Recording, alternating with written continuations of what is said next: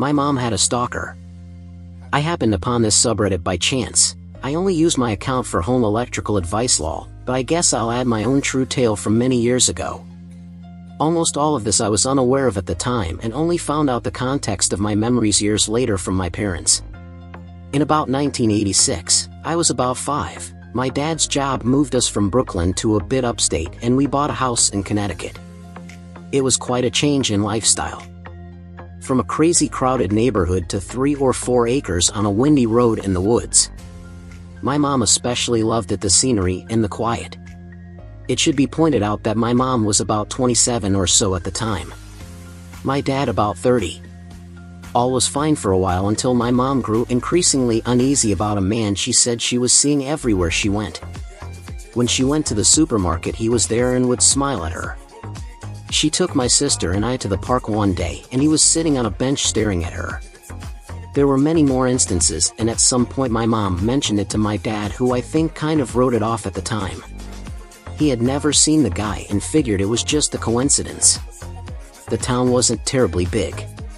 You were bound to run into people over and over. But my mom was adamant. And it began to get more frequent over the course of about a month or so. I can almost recall her always being on edge when we went places. Finally, after one such incident, she called my dad at work crying and said that she was sure now that he was watching her daily movements. She said she was leaving to pick my sister up from nursery school when she noticed a car through the trees on the road about 50 yards up from our driveway. When she got in her car, the other car pulled out and began to follow her. With increasing worry, she drove to get my sister and went in the school. When she came out, she saw the guy, who she said appeared to be her age, with sunglasses on, standing by his car looking at her. She had had enough at this point and her Brooklyn kicked in, and she started yelling all manner of shit at the guy, who promptly jumped in his car and sped off. This was enough for my dad now, who came home from work and promptly called the police. I remember they came to the house and spoke to my parents in the other room. Well, as luck would have it, the police knew exactly who the guy was, as he had been on their radar for a similar incident a few years before with another woman. However, they described him as sort of simple-minded and harmless and had never threatened anyone or done anything violent. He was just a bit of a weirdo who couldn't take the hint. In what was a stunning display of small-town police ineptitude and sort of stupidity on the part of my father to allow it, the cops said they would speak to the guy and his parents, whom he lived with, and basically tell him to knock it off, again. And so they did. In that very night, my parents received a phone call from this guy's parents, who apologized profusely and explained their son was a little socially off and never meant to hurt or scare anyone. They basically said that they told him to leave my mom alone or they would get the police involved themselves. And in true naive small-town fashion, everyone just sort of shook hands and let it go. For a year, maybe more, there were no more sightings of him. No incidents. My dad knew where he lived now and occasionally would pass by to see if his car was at his house. I suppose it seemed that the gentle admonishment worked. However, that all changed one summer night in 1987. This part 1 remember well. It was about 9 p.m. and I was in bed, not yet asleep, and I could hear my parents watching TV in the living room. At some point I heard my sister leave her room and walk down the hall towards the den. Suddenly there was commotion and an air of panic. It appeared that my sister was having an asthma attack and was really struggling to breathe. This would be the first of many attacks that had her on an inhaler into adulthood. My dad was running one way, my mom another. I heard the shower come on, an attempt to see if the steam would open up her airways. I remember my mom starting to shout that it wasn't working and to call 911. At this point I got up and stood in the hallway watching this unfold. I remember my dad yelling that he had called 911 and that they were on the way. My mom was still in the bathroom trying to get my sister to breathe steam. I'll never forget what happened next. I walked down the hallway towards the den and the staircase that led to the front door. It was a split-level ranch-type house built into the side of a hill, so you had to walk down a flight to get to front door. I think I was hoping to find my dad, who was probably in the kitchen where the phone was, as I was starting to panic a bit over the situation. However, he ran past me towards the bathroom where my mom and sister were. Suddenly at the bottom of the steps stood a young man staring at me, the front door open wide behind him. I yelled to my parents that the police were here, and I heard footsteps come running down the hallway towards me. It had only been maybe 1 minute since my dad had said he called 911. I can recall thinking even at 6 years old or so, while they get here fast. My mom came up behind me and proceeded to let out the most blood-curdling scream I have ever heard. It was the fucking stalker standing there looking up at us. I hadn't recognized him, so I was now thoroughly confused as to what was going on. My dad was about 3 seconds behind that scream, and when he got there my mom screamed, "It's him. It's the fucking guy." I will never forget the look of utter confusion on my dad's face as he had a daughter in the bathroom starving for air and his wolf suddenly in hysterics over a man standing in his doorway. Like, which fucking thing do you attend to first? Well, this dude took one look at my dad and bolted out the door into the dark.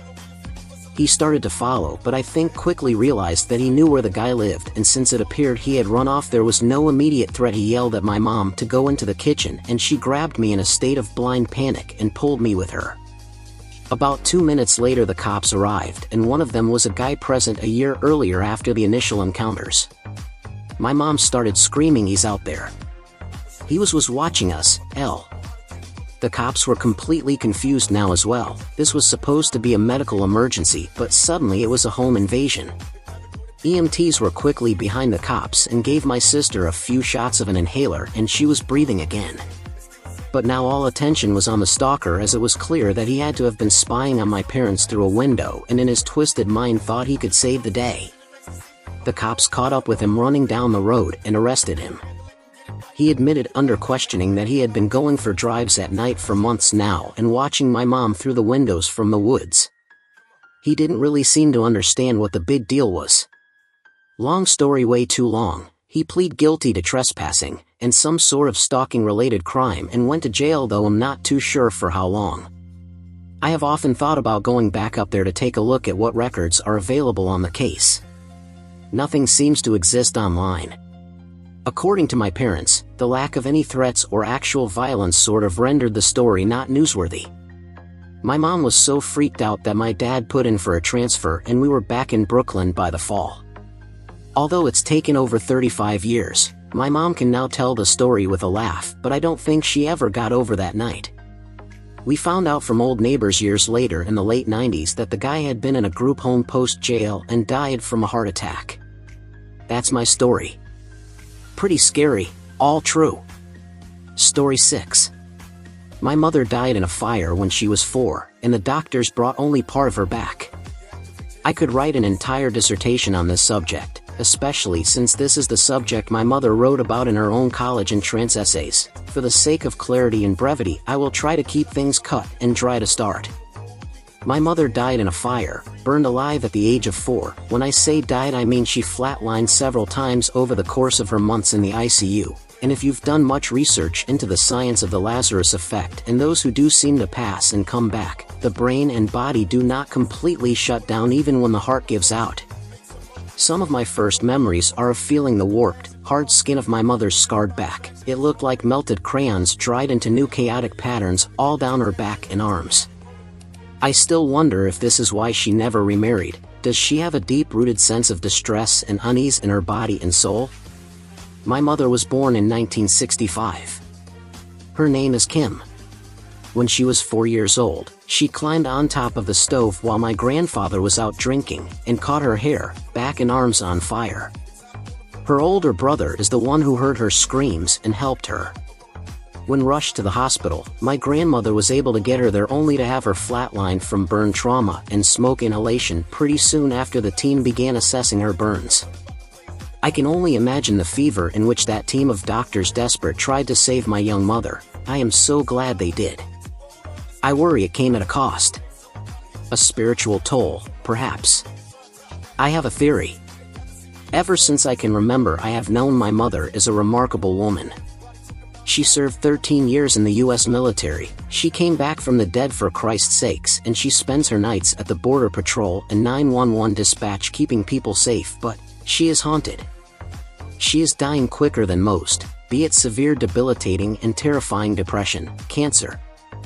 mood swings and dissociative episodes, she has always captured my fascination and horror in the way death and life seem to be courting her. Not to be overly narrative about it, but it's been the best way I've found to cope and explain these patterns of phenomenon I've observed in my mother's life over time. I am 27 now, and I've seen a massive improvement in her emotional well-being since I decided to stick around to help her. However, when I tried to leave for college, she became unglued. My father, her husband, left us when I was only 3, and my sister grew overwhelmed with my mom's mental instability at 14 and ran away. So my mom's and I's relationship grew disturbingly codependent, with her saying things such as, "My only purpose on earth is to be a mother. If I don't have you, I have nothing. I should just die and God sent me back to be your mother." And when I withdrew during college, she fell into such a state of depression that when I visited her house it was as if she had already died. No animal should live in the conditions she had fallen into, with shit caked into the floor and larvae on the walls. She is taking care of herself better now. And I know I've probably left some parts of the story out because, quite frankly, the trauma, I'm still processing it, and writing it certainly helps, but it fucking hurts like hell. I wonder if when my mom died, when she burned alive, I wonder if she felt and experienced hell on earth, the burns frying her nervous system endings with the worst pain imaginable, and that is tucked into her subconscious, freezing her in a strange state between incredible military woman and incompetent 4-year-old burn victim. I will keep editing this story as it unfolds. But if you have any insight, any case studies, any observations or reactions that may be helpful or even scientifically valuable in this bizarre case when it comes to understanding the human condition and our relationship with life and death, I am all ears. I will keep this secret to my grave. Welp, this has got to be the most embarrassing thing that has ever happened to me, yet I'm the only one who knows it happened. I've never told a soul, but it's something I have been dying to share with someone, and I am too embarrassed to even say it out loud, so why not do it here anonymously? Praying this does not go viral. I won't be giving any names because honestly I feel that if the people in this story ever came across this post, they would know exactly who I am. So, I'll just start with a little context.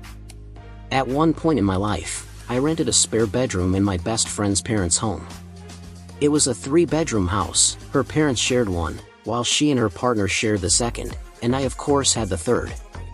This house only had one bathroom, which never really seemed to be a problem for me as I was always either working or out and about. Unfortunately, one night my luck ran out. It was about 4 a.m., and I woke up with my stomach on fire. I went to use the bathroom thinking it would be free because who the hell is up using the bathroom at that time, right? Turns out it's occupied by her dad, and I was not about to knock no matter how much of an emergency it was. I turned back to my room and I'm sitting on my bed, legs literally shaking. I thought he'd be out soon. I went from legs shaking to now pacing my room. Mind you, my stomach has now been burning for the past 15 minutes. I went to check again, it's silent, but he's still in there. I go back to my room and continue pacing. At this point, I'm looking around to see what I can use or where I could go. I'm becoming desperate.